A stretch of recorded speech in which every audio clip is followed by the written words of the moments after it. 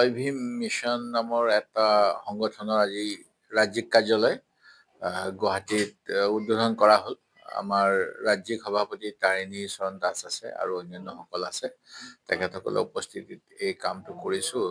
আৰু মূল কথাটো হ'ল বাবা চাহেব আম্বেদকাৰৰ যি দৰ্শন, তেখেতে যি অসমৰ বা ভাৰতবৰ্ষৰ কাৰণে দেশৰ নাগৰিকৰ কাৰণে যেনেকুৱা ধৰণৰ এটা কল্পনা কৰিছিল, সেইখিনিকেই এতিয়া ৰূপায়ণ কৰা দিশত সহযোগ কৰিবলৈ এই মিছন জয় ভীম আৰম্ভ কৰা হৈছে।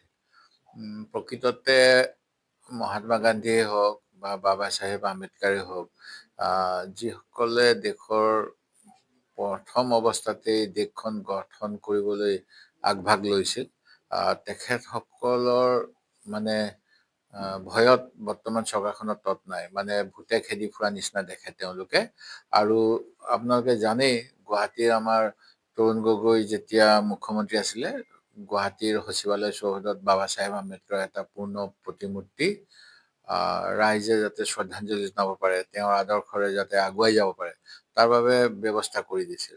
আৰু বৰ্তমানৰ চৰকাৰখনে বাবা চাহেব আম্বেদকাৰক আমি সংবিধানৰ পিতা বুলি কওঁ। তেখেতৰ সংবিধানখন যিহেতু অৱজ্ঞা কৰি তেখেতৰ নামটোও পাৰিলে নাইকিয়া কৰিব বিচাৰে, সেইকাৰণে এখন ডাঙৰ ৱাল মিনিষ্টাৰ কলনীত দি পেলাই এই মূৰ্তিটো ঢাকি থলে। আৰু যোৱা বছৰে প্ৰতিশ্ৰুতি দিছিল, আজি 2 বছৰ অধিক কাল হ'ল, তেওঁলোকে যে এই মূৰ্তিটো আকৌ মুকলি কৰি দিব, কিন্তু আমি কোনো খবৰ পোৱা নাই ক'ত মুকলি কৰিলে।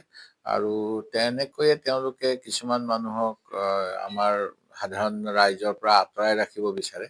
কিন্তু এনেকুৱা মিছন ভীম বা অন্যান্য যিবিলাক সংগঠন আছে, তেওঁলোকে এই আদৰ্শবিলাক লৈ যাব বিচাৰে, যাতে যিটো চিন্তা কৰি সংবিধানখন তৈয়াৰ কৰিলে, দলিতসকল, পিছপৰা জাতি, সংখ্যালঘু বা মহিলাসকল যাতে সমানে আগুৱাই যাব পাৰে, তাৰ বাবে যেনেকুৱা ধৰণৰ সুবিধা দিব লাগে চৰকাৰে দিব লাগে।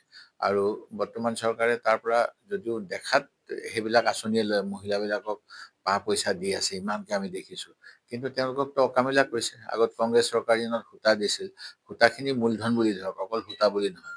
সেই সূতাৰ পৰা যদি তাঁতৰ শালত কাপোৰ বয়, সেই কাপোৰৰ পইচা দি তেওঁলোকে কেপিটেল বনাই আকৌ এটা কেপিটেল গোটাব পাৰে, আৰু হাতৰ কামেৰে তেওঁলোকে নিজকে খাব পৰা, পৰিয়াল পুহিব পৰা কৰি দিছিল।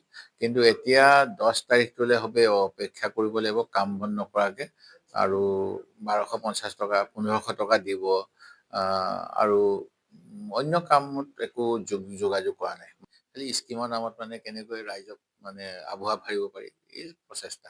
কিন্তু এইবিলাকো মানে এই এনেকুৱা ধৰণৰ সংগঠনবিলাকে অসমত কাম কৰিবলৈ আহিলে তেওঁলোকে ৰাইজক সজাগ কৰিব। আমি আজি বাবা চাহেব আম্বেদকাৰৰ মৃত্যু তিথিৰ উপলক্ষে সামঞ্জস্য ৰাখি মিছন জয় ভীমৰ অফিচটো আমি ইয়াতে উন্মোচন কৰিছোঁ। এই মিছন জয় ভীমৰ অফিচটো উন্মোচন কাৰণে আমি অসমৰ লিডাৰ অপজিশ্যন মাননীয় শ্ৰী দেৱব্ৰত শইকীয়া ডাঙৰীয়াক আমন্ত্ৰণ কৰি আনিছোঁ। তেখেতে উন্মোচন কৰিছে, এইটোৰ কাৰণে আমি খুব সুখ প্ৰকাশ কৰিছোঁ। আমাৰ এই মিছন জয় ভীম হৈছে এটা ৱৰ্ল্ড অৰ্গেনাইজেশ্যন, আৰু আমাৰ চেয়াৰপাৰ্চন হৈছে RP গৌতমজী। তেখেত হৈছে আমাৰ পেট্ৰন। তেখেতৰ থ্ৰু দিয়ে গোটেই দেশখনত আমাৰ মিছন জয় ভীম চলি আছে। আমাৰ উদ্দেশ্য হৈছে, ভাৰতৰ এখন সংবিধান আছে, আৰু এই সংবিধান অনুযায়ী দেশ চলিব লাগে। আজি এই তিথিত, তেখেতৰ পুণ্যতিথিত আমি এইটোৱে সকলোকে ক'ব বিচাৰিম যে ভাৰতৰ যিখন সংবিধান আছে, আজি সংবিধান বিপদাপন্ন হৈছে, আৰু এই সংবিধানক যদি আমি সব ৰক্ষণাবেক্ষণ দিব নোৱাৰোঁ, তেতিয়াহ'লে আমি বাবা চাহেবক শ্ৰদ্ধাৰে তেখেতক ট্ৰিবিউট কৰা নহ'ব।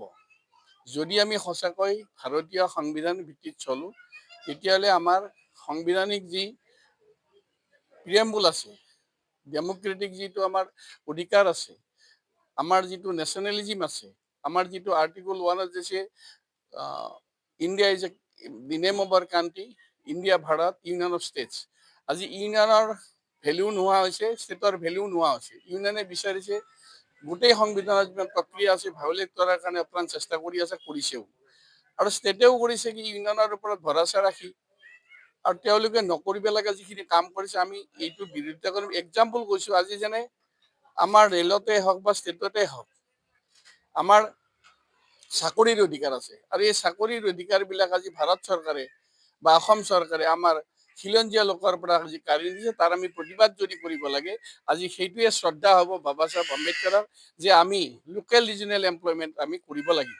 আৰু যদি আমি এইটো কৰিব নোৱাৰোঁ, তেতিয়াহ'লে গণতান্ত্ৰিক যি প্ৰক্ৰিয়া আছে এই প্ৰক্ৰিয়াটো যে থাকিব আমি নাভাবোঁ। আৰু আমি চবেই লগ লাগি আমাৰ ভাৰতৰ সংবিধান আমি বাচাব লাগিব।